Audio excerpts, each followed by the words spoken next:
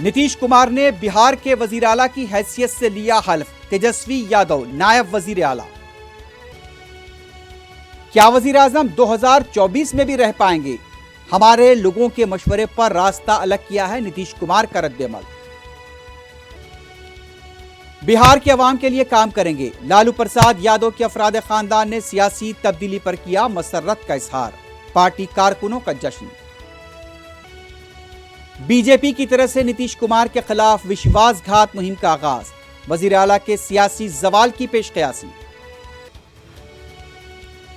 حکومت نئے اتحاد کی بن رہی ہے، بہار کے عوام کی ترقی پر توجہ ہونی چاہیے، انتخابی حکمت کار پرشانت کشور کا رد عمل۔ مجلس اتحاد المسلمین کے 2 روزہ جشن آزادی میں شرکت کریں، عوام سے صدر مجلس بیرسٹر اویسی کی اپیل۔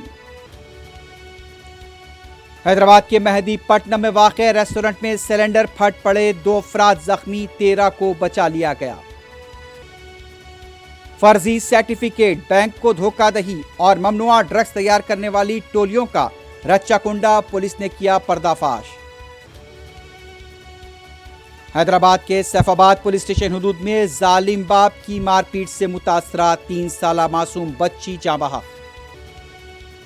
مسلسل انفلو کے باعث پرکاشم بیریج اور سری سیلم سے پانی کا اخراج، سری سیلم کے 8 دروازے کھول دیے گئے۔